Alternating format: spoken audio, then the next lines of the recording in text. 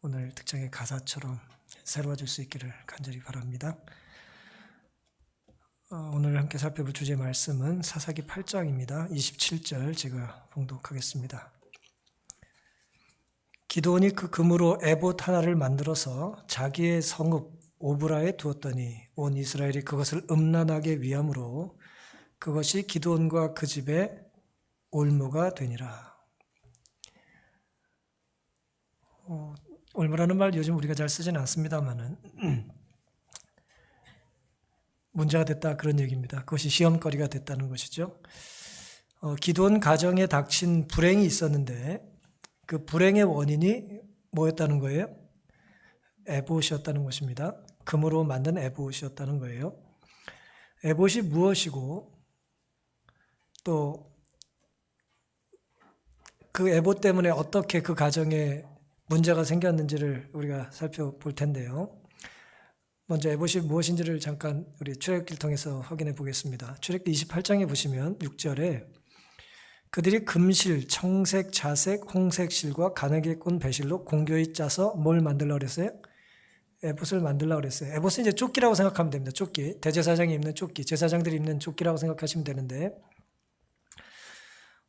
그 이제 재료들이 나열되어 있죠. 청색, 자색, 홍색 실과 가늘게 꼰 배실과 또 금실, 금이 섞인 실, 그리고 에봇의 보석들은 에봇의 다채로움과 아름다움을 주므로 제사장의 의상 중 그것을 가장 영화롭게 만들었다 그랬습니다.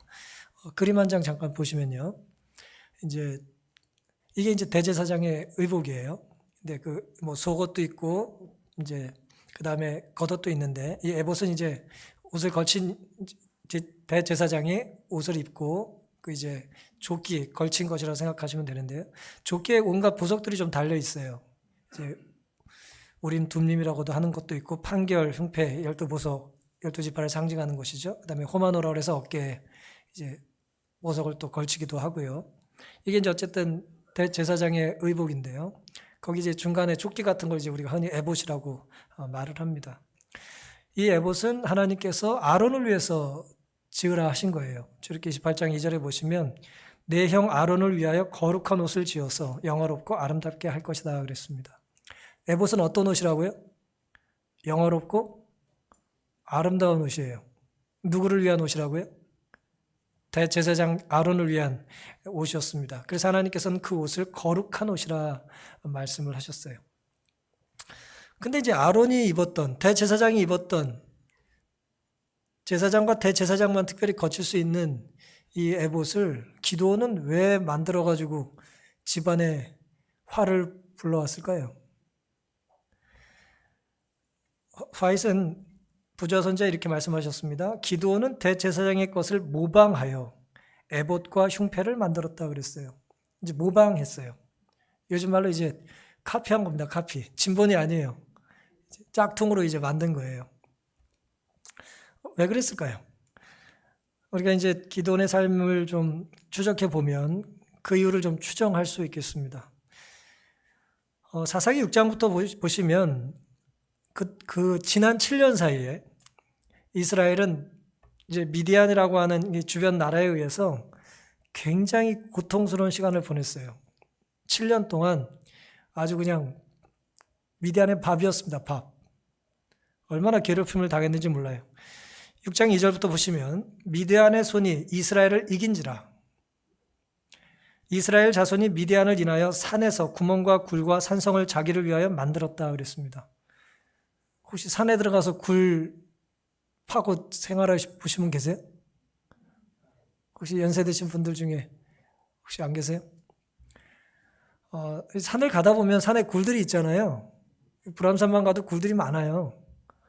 그럼 이제 거기 뭐 옛날에 6.25 때 뭐 육사생들이 싸웠다 뭐 그런 데도 있고 호랑이 굴도 있고 또 바위 밑에 보면 또 틈이 있으니까 거기 등산객들이 자주 등산하는 사람들이 이제 바위 타는 사람들이 자기 이제 좀 편하게 생활하려고 뭐 이렇게 짐도 좀 놔놓고 이제 그러거든요.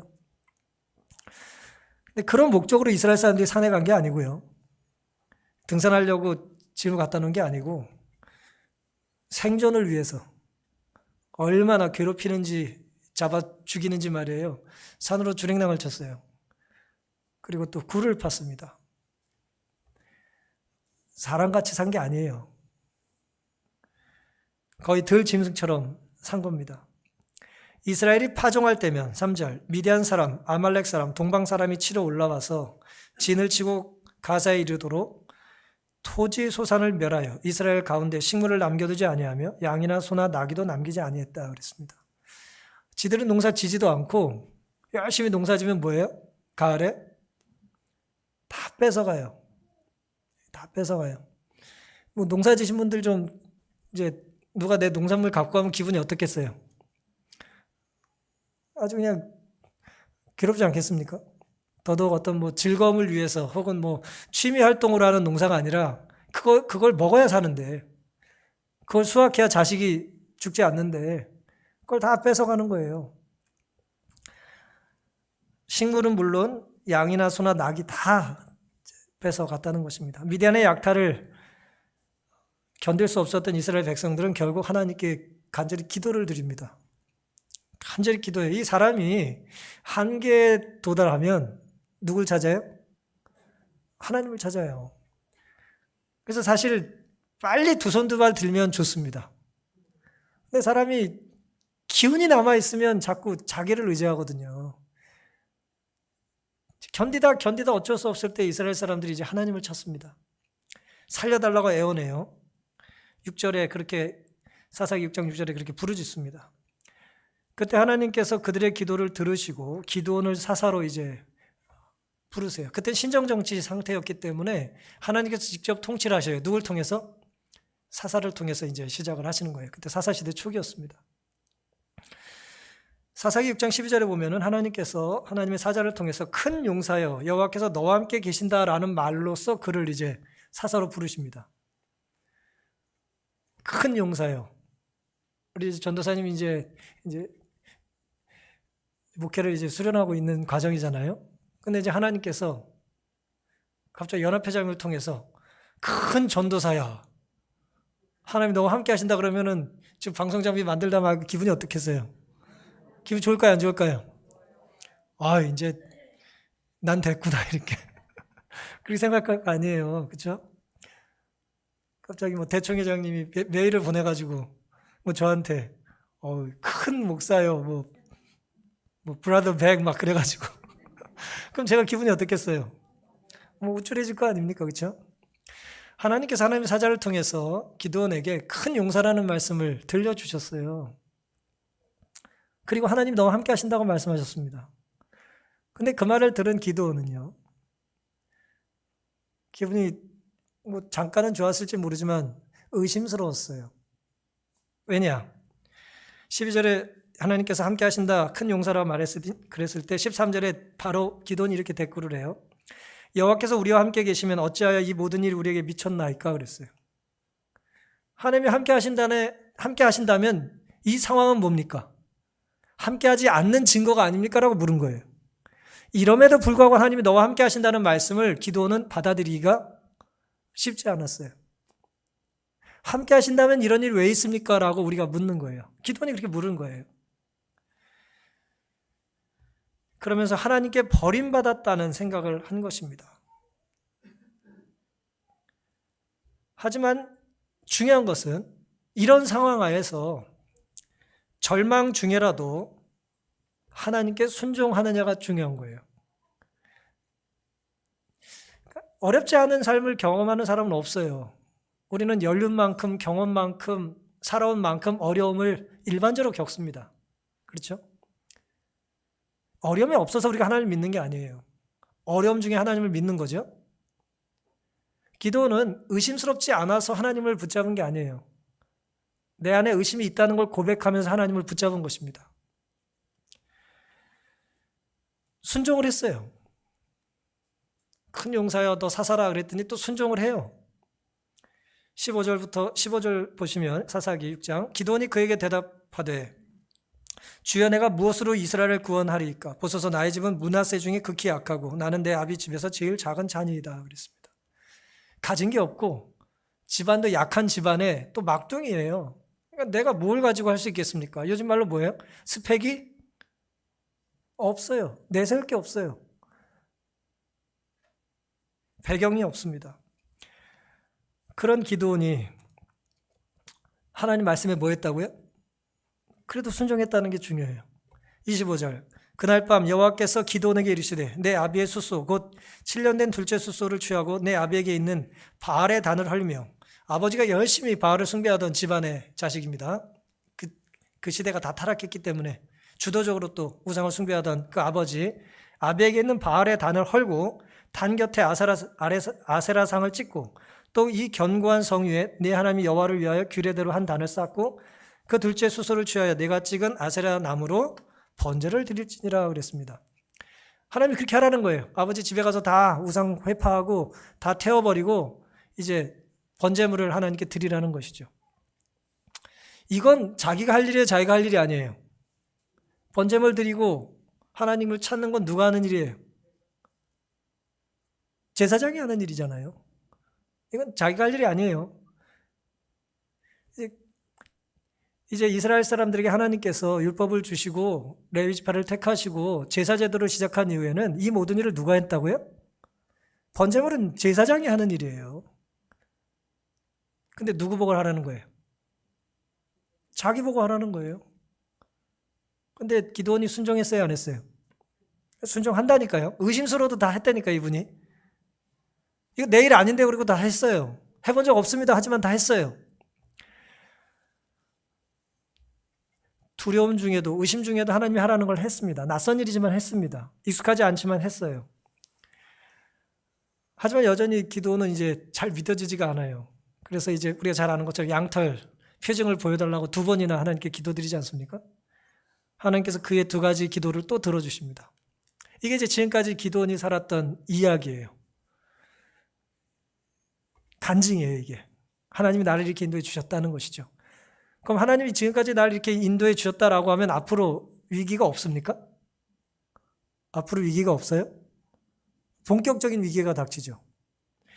드디어 미디안과의 전쟁이 이제 시작됩니다. 사사기 7장의 이야기입니다. 잘 아시죠? 7장 20절에 보시면 세대가 나팔을 불며 항아리를 부수고 좌우수에 횃불을 들고 우수에 나팔을 들어 불며 갇혀 외쳐 가로되 여호와와 기드온의 칼이여 하고 22절 300명이 나팔을 불 때 여호와께서 그원 적군으로 동묵끼리 칼날로 치게 하심으로 적군이 도망했다 그랬습니다. 우리 8장에 보시면은 사실은 기드온의 미디안의 당시 군대 수가 13만 5천이에요. 근데 몇 명이랑 싸웠어요? 300명의 군사를 가지고 13만이 넘는 사람이랑 가서 싸우는 거예요. 놀랍게도 이 전투에서 8장 10절에 보시면 12만이 죽습니다. 12만이 자기들끼리 싸우다 죽어요. 왼손에 항아리 들고 항아리 속에 횃불 감추고 오른손에 나팔 들고 항아리 깨고 나팔 불고 횃불을 들었더니 뭐예요? 그 7년 동안 이스라엘을 괴롭혔던 사람들이 완전히 그냥 몰락합니다. 납득하기 힘든 일이죠. 우리가 이거 흉내내면 이게 이길 수 있습니까? 우리도 나팔 들고 뭐 하고 하면 이게 무너집니까? 아니에요. 이거는 율법이 아니에요. 이건 테크닉이 아니에요. 이건 하나님이 하라고 했던 그 순간에만 효험이 있는 거예요. 이걸 흉내낸다고 될 수 있는 게 아니에요. 납득하기 힘든 일이죠. 사람의 힘으로 이긴 게 아니에요. 하나님이 인도하신 것입니다. 하나님이 계획하신 거예요. 놀라운 승리를 경험했어요. 외부의 적을 순종함으로 이겼습니다. 그 강력한 외부의 적을 기드온은 순종함으로 승리할 수 있었어요. 외부의 적을 물리치면 언제나 어떤 적이 문제가 됩니까? 내부의 적이 있어요. 순서가 바뀌기도 하는데 하여튼 보통 외부의 큰 적을 물리치면 내부의 적이 문제를 일으키죠. 예외 없이 사사기 8장의 1절부터 보시면 에브라임 사람들이 기드온에게 이르되 내가 미디안과 싸우러 갈 때 우리를 부르지 아니하였으니 우리를 이같이 대접하면 어찌미냐 하고 크게 다퉜다 그랬어요. 에브라임은 큰 지파예요. 여호수아가 이제 속했던 지파죠. 대단한 숫자가 많고 북쪽 이스라엘에서 가장 강력한 지파입니다. 그냥 지파 중에 아주 강력한 장자 같은 지파예요. 뭐 볼 것 없는 작은 지파의 그 기드온이라는 사람이 말이에요. 전쟁을 승리로 이끌었으니까 뭐예요? 왜 우리를 부르지 않았냐고 거짓말로 시비를 걸어요. 불렀는데 자기들이 적극적으로 돕지 않았었거든요. 근데 어쨌든 이제 거짓말을 하는 것이죠. 도발을 했어요. 내전이 일어날 상황이었습니다. 기드온이 그들에게 이르되 나의 이제 행한 일이 너희 한 일에 비교되겠느냐? 에브라임의 끝물 포도가 아비에셀의 만물 포도보다 낫지 아니하냐? 하나님의 미디안 백성 오렙과 스앱을 너희 손에 붙이셨으니 나의 한 일이 어찌 능히 너희의 한 것에 비교되겠느냐? 기드온이 이 말을 하며 그들의 노가 풀렸다 그랬습니다. 기드온이 그들이 나중에 전쟁에 참여하긴 했어요. 기드온이 다 이겨놓은 전쟁 끝에 와가지고 승기를 이미 잡은 이후에 그냥 공적을 세울 수 있도록 이제 기드온이 기회를 줬거든요. 그래놓고는 와가지고 처음부터 불렀으면 우리가 뭐 더 잘할 수 있지 않았겠냐라고 그런 식으로 이제 거짓말로 기드온을 괴롭히고 있었던 것이죠. 아주 잘못된 일이죠. 모함하고 비난받고 이제 비방받는 일. 내가 잘못이 없는데 사람들에게 애만 소리 들어본 적 있으세요? 뭐 왜 없으시겠습니까? 아니면 내가 잘못은 요만큼 했는데 이만큼 들은 적 있을 수 있잖아요. 기드온이 잘못 없이 질책당하고 비난당하고 손가락질과 욕설, 이제 그런 좋지 못한 대접을 받은 것입니다. 칭찬을 받아야 될 순간에 지금 욕설을 듣고 있어요. 왜 그랬을까요? 질투심은 투쟁과 유혈을 가져올 언쟁을 선동하기 쉬운 것이다 그랬어요. 에브라임이 질투한 거죠. 자기들이 이제 뭔가 공적을 세워야 되는데 이 뭐 볼 것 없는 한 친구가 나타나가지고 말이에요. 승리를 이끌었으니 질투가 이제 치밀어 오른 것입니다. 질투심은 말이에요. 피를 불러요. 상대가 죽어야 끝나요. 근데 그 분노를 어떻게 했느냐? 그 분노한 감정을 기드온이 겸손한 대답으로 에브라임 사람들의 분노를 진정시켰다 그랬어요. 얼마나 겸손한 태도입니까? 네 꼴등이 우리 1등보다 잘났잖아. 네가 큰일 했어. 난 아무것도 아니야. 자기를 낮췄어요. 잠언 15장 1절에 유순한 대답은 분노를 쉬게 하여도 과격한 말은 노를 격동한다 그랬습니다. 기드온이 굉장히 아름다운 성품의 소유자였습니다. 외부의 적은 하나님께 순종함으로 승리할 수 있었는데 내부의 적은 기드온의 겸손으로 해결할 수 있었어요. 그 겸손함과 온유함으로 문제가 해결이 됐습니다. 마치 십자가를 지고 언덕에 골고다에 오르시던 예수님처럼 참잠한 양처럼 온유하고 온순한 모습으로 기드온이 그 위기를 극복했습니다. 여러분, 옳은 일을 할 때 내가 옳다고 느낄 때, 보통 독선이란 말을 우리가 쓰는데 독선이란 말을 우리가 어떤 경우에 쓰기 쉽냐면 정말 내가 옳다고 하는 강한 확신이 들 때, 나만 옳다고 느낄 때 생각할 수 있는 감정이잖아요. 내가 옳아요. 정말 다 틀렸어요. 나는 옳아. 내가 옳은 일을 했어요. 내가 피를 흘렸고 내가 희생을 했고 내가 헌신을 했어요. 그리고 결국 큰 일을 이뤘어요. 내가 맞죠? 그렇죠? 그럴 때 사람이 느끼는 감정, 그때 이후에 내가 틀렸다고 공격하는 사람 앞에 온유함을 유지하는 건 거의 불가능합니다. 이래도 내가 틀리냐라고 말하기가 쉽지, 그래 네가 옳아, 난 작은 사람이야 라고 말하는 건 결코 쉬운 일이 아니에요. 하지만 기드온은 겸손과 온유함을 유지할 수 있었습니다. 이게 이제 기드온이 극복했던 두 번째 위기였어요. 외부의 적을 이기고 내부의 적과 또 화친하게 됐습니다. 이제 화합하게 됐어요. 민족끼리 피를 흘리지 않았어요. 내전을 벌이지 않게 됐습니다. 이런 기드온의 모습은 사람들에게 매우 인상적으로 보였겠죠? 그럼 어떻게 됩니까? 인기가? 그래, 넌 별거 없으니까 내려가. 그래요? 저런 사람이야말로 지도자가 돼야 된다는 또 백성들의 지지가 있지 않았겠어요? 8장에 보시면 22절에 그때 이스라엘 사람들이 기드온에게 이르되 당신이 우리를 미디안의 손에서 구원하셨으니 당신과 당신의 아들과 당신의 손자가 우리를 다스리소서 그랬어요. 이게 무슨 얘기예요? 무슨 얘기입니까? 민심이 기드온에게 쏠려서 뭐가 돼달라는 거예요? 대권을 잡으라는 거예요. 인기가 아주 절정에 달했어요. 라이벌도 없어요. 이제 여야 없어요. 그냥 뭐 왕좌에 등극만 하면 돼요. 당신이 미디안을 물리치셨으니, 아주 인상적이죠. 당신과 당신의 아들과 당신의 손자가 우리를 다스리소서. 매력적인 말 아닙니까? 얼마나 달콤한 말이에요. 당신이 다스리소서. 하지만 당신 대에서 끝입니다가 아니에요. 당신이 왕이 되고 아들도 왕이 되고 손자도 왕이 되는 거예요. 이건 이스라엘 사람들이 기드온에게 할 수 있는 가장 큰 격려고 지지였습니다. 아이, 산속에 굴 파고 살다가 얼마나 좋아요. 항아리만 몇 개 만들면 전쟁에서 승리하는데, 이런 사람이 전에 없었거든요. 겸손하지 또. 예? 믿음 좋죠. 얼마나 좋습니까? 그때 기드온이 23절에 그들에게 이르되 내가 너희를 다스리지 아니하겠고 나의 아들도 너희를 다스리지 아니할 것이요 여호와께서 너희를 다스리시리라 그랬습니다. 대단하죠? 이렇게 말하기 쉬울까요? 정말 대단한 태도예요. 정말 아름다운 태도입니다. 정말 그리스도인다운 태도예요.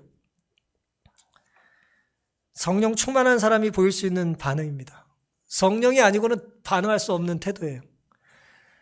이 말은 무슨 말이냐? 내가 왕이 될 수 없는 이유는 우리에겐 이미 왕이 계시다는 거예요. 그 왕이 누굽니까? 하나님이라는 거예요. 하나님이 우리의 왕이신데 내가 무슨 왕이 되냐라는 것입니다. 사람들이 나를 높일 때 나보다 하나님을 더 높이는 것은 쉬운 일이 아니에요. 네가 잘해서 이겼다, 네가 잘했다, 뭐 그렇게 말하는 거잖아요. 지금 또 틀린 말도 아니잖아요. 어쨌든 기드온이 뭐 하자고 해서 된 거 아니에요. 사람들 보기에 말이에요. 사람들 보기에.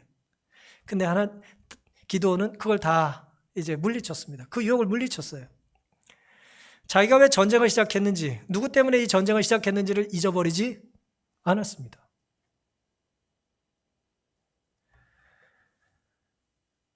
자기는 왕이 되기 위하여 전쟁한 게 아니잖아요. 그렇죠? 우리가 살다 보면 일이 잘 될 때 그 일의 결과에 심취해서 내가 일을 처음에 왜 시작했는지를 잊어버릴 수 있어요. 만약에 내가 의도하진 않았어도 사람들이 날 자꾸 왕이라고 하면 자꾸 사람들이 저를 왕이 되라고 하는데 하나님 뜻은 어떠십니까? 라고 물을 수도 있는데 기도는 그렇게 하지 않았어요. 내가 아니라 하나님이 너희들의 왕이다 라고 이제 대답을 했습니다. 왕이 되기 위해 전쟁을 이용하지 않았어요. 우리가 일이 잘 될 때 이런 유혹에 빠지기가 쉽습니다. 하나님의 인도하심과 축복의 선물이 내 더 큰 욕심을 이루기 위한, 그저 통과되기 위한 과정처럼 여기시면 안 됩니다. 거쳐가는 사다리로 여기시면 안 되죠. 여기에 내 목숨을 걸어야 되는 거예요. 여기 하나님께 신실했듯이 다음에도 내가 하나님께 신실할 마음을 가져야지, 다음에 신실하기 위하여 더 큰 사람이 되기 위하여 나는 이것은 뭐 전력을 다하지 않겠다는 그런 생각을 하는 것은 그리스도의 태도가 아닌 것이죠. 정직히 보내는 권면을 하신 이렇게 말씀하셨어요. 우리가 두려워해야 할 필요가 있는 원수는 밖에 있지 않다. 우리의 가장 큰 투쟁은 헌신하지 않은 누구와의 투쟁이다? 나와의 투쟁이다 그랬어요. 그렇죠? 나의 내적인 자아와의 싸움이 가장 큰 싸움이에요.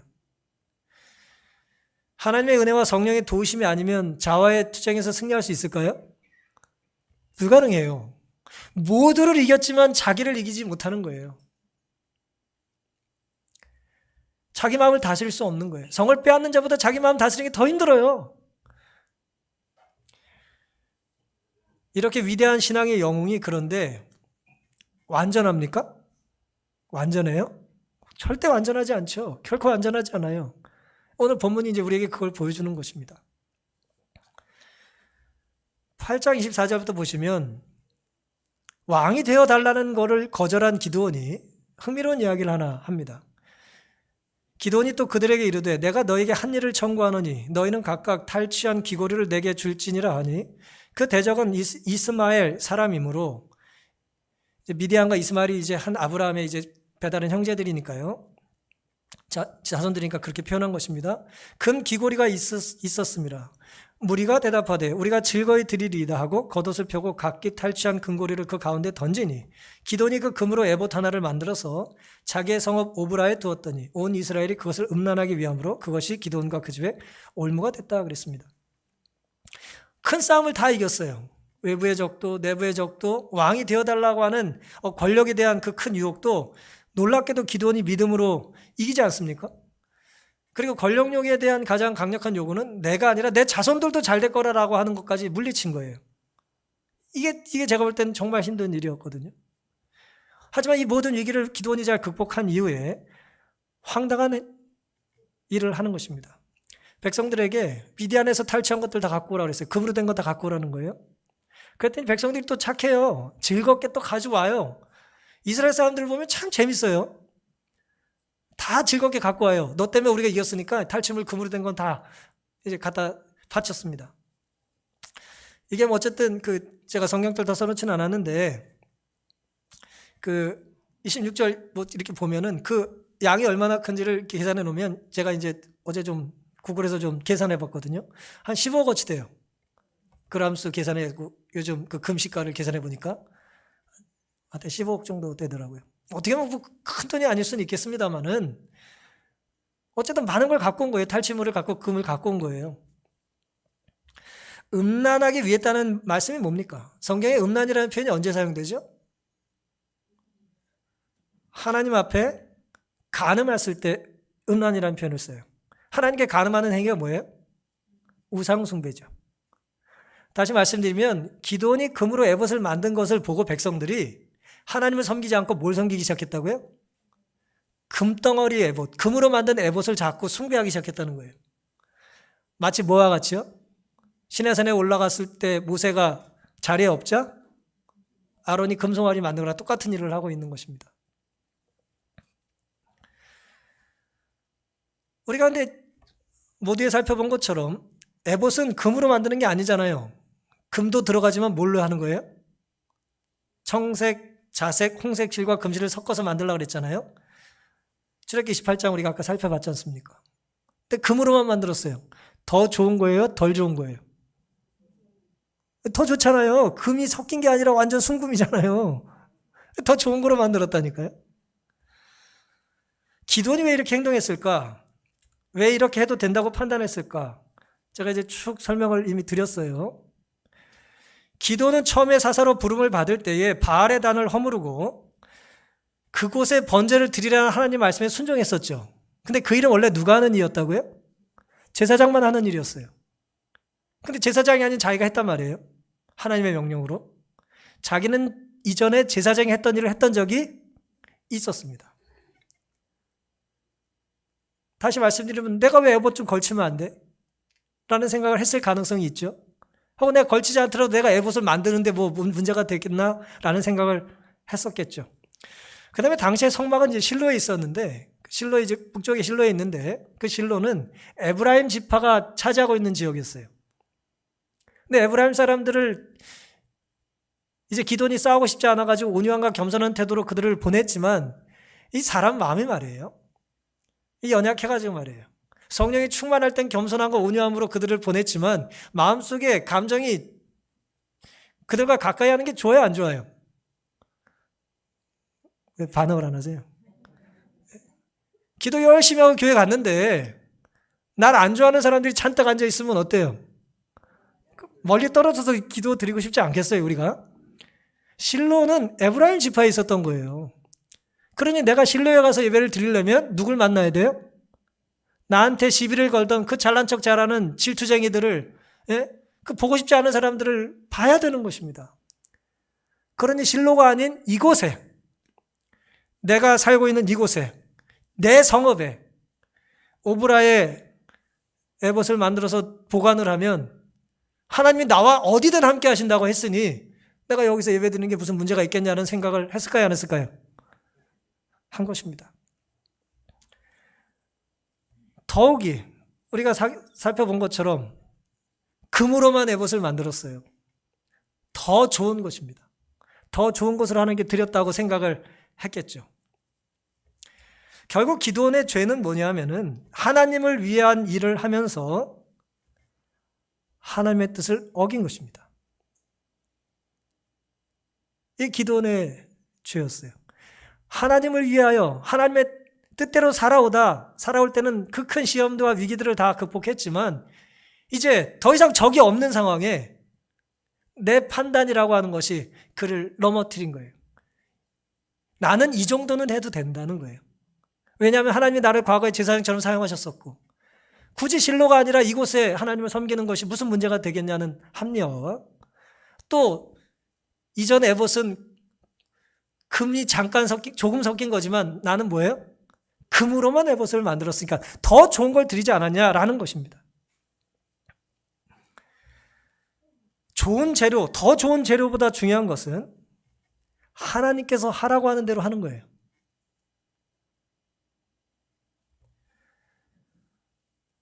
실로에 성막이 있어서 에브라임이 날 좋아하지 않기 때문에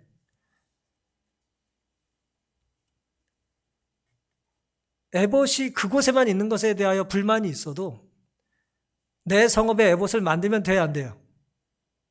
안 되는 거예요. 그건 하나님 뜻이 아닙니다. 에봇에 이제 우림과 둠림이라고 하는 이제 보석이 있는데 뭐 정확히 몰라요. 성경 묘사가 자세히 되어 있지 않아서. 하지만 어쨌든 우림과 둠림이 있는 건 분명하죠. 우림은 빛이라는 뜻이고 둠림은 완전이라는 뜻입니다. 그래서 이제 우림이라고 하는데 이제 빛이 들어오면 우리가 여쭌 것을 하나님이 그래 널 승인한다 그런 뜻이고 둠림이라는 것이 구름이 이제 어두워지면 거절이라는 뜻이에요. 결국 이 에봇이 상징하는 건 뭐냐면 대제사장을 통해서 하나님의 뜻이 드러나는 거예요. 하나님의 뜻을 알기 위해서는 대제사장에게 가서 에봇에 걸친 빛이 빛나는지 아닌지를 물어야 되는 거예요. 그런데 기도는 그게 싫은 거예요. 내가 하나님의 뜻을 알기 위하여 굳이 거기까지 가냐는 거예요. 난 여기서 내가 금으로 만든 에봇을 가지고 하나님의 뜻을 여쭙겠다는 것입니다. 근데 아이러니하게도 하나님의 뜻을 여쭙겠다고 하면서 하나님의 뜻을 따르지 않았어요. 그게 문제가 된 것입니다. 우림을 둘러싼 후광은 하나님 앞에 가져온 문제들에 대한 하나님의 승인이었고 둠림에 드려진 구름은 불승인의 표시였다는 것입니다. 하나님의 뜻대로 산다는 것은 전부를 따라야지 부분만 따르면 안 됩니다. 내 생각을 섞거나 내 경험을 의지하거나 내 판단과 실력을 가지고 모방을 하는데 더 좋은 재료로 해도 안 되는 거예요. 그건 아닙니다. 우리가 이제 하나님께 구별한 성물들이 있잖아요. 그렇죠? 예를 들어 우리 교회 본고가 하나 있습니다. 본고가 이제 우리가 하나님께 드린 거예요. 우리 성도들이 헌금을 해서 이제 드린 거잖아요. 물론 본고보다 더 좋은 차가 세상에 왜 없어요? 수도 없이 많죠? 또 우리 본고는 또 오래됐는데 어떤 분이 말이에요. 어느 날 갑자기 본고를 끌고 가가지고 자기 마음대로 더 비싼 차를 딱 하니 갖다 놓으면 돼야 안 돼요?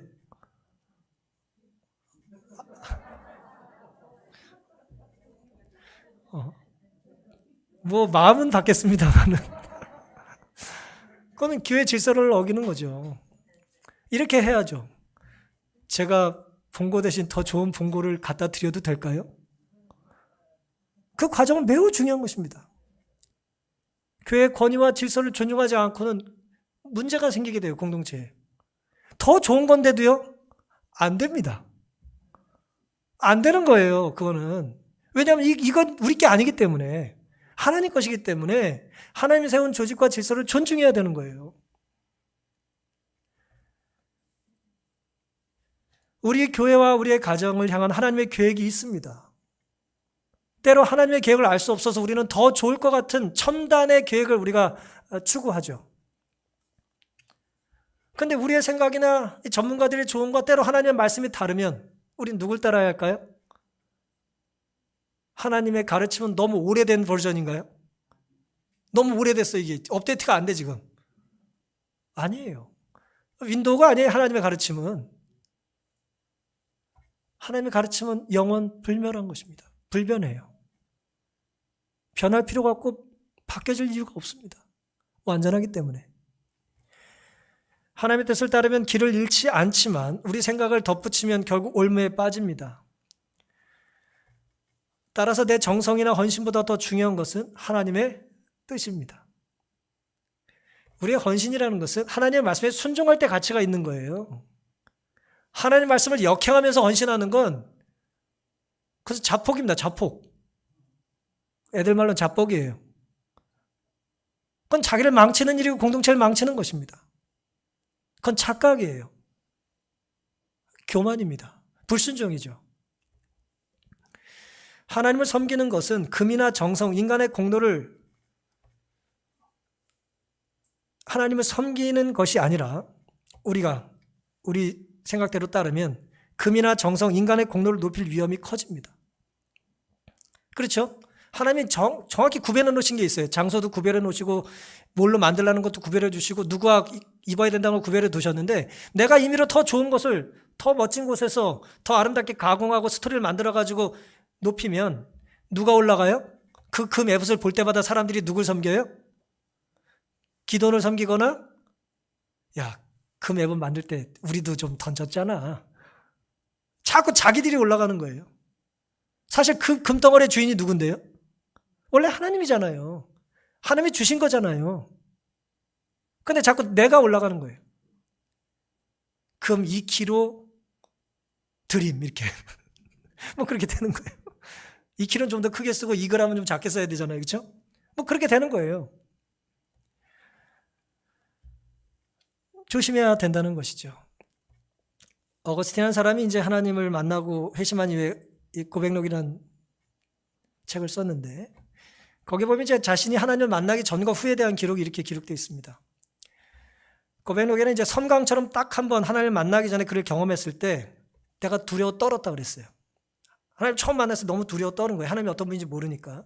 하지만 점점 하나님을 알게 되고 나중에 예수님을 통해서 하나님을 만난 뒤에는 하나님을 만날 때 내 안에 두 가지 감정이 있었다 그랬어요. 사랑과 두려움이 연합했다 그랬어요. 근데 이 사랑과 두려움이 연합했다라고 하는 이 어거스틴의 표현을 헨리 최두이라고 하는 사람이 이렇게 이제 설명을 했습니다. 매력적인 설명이에요.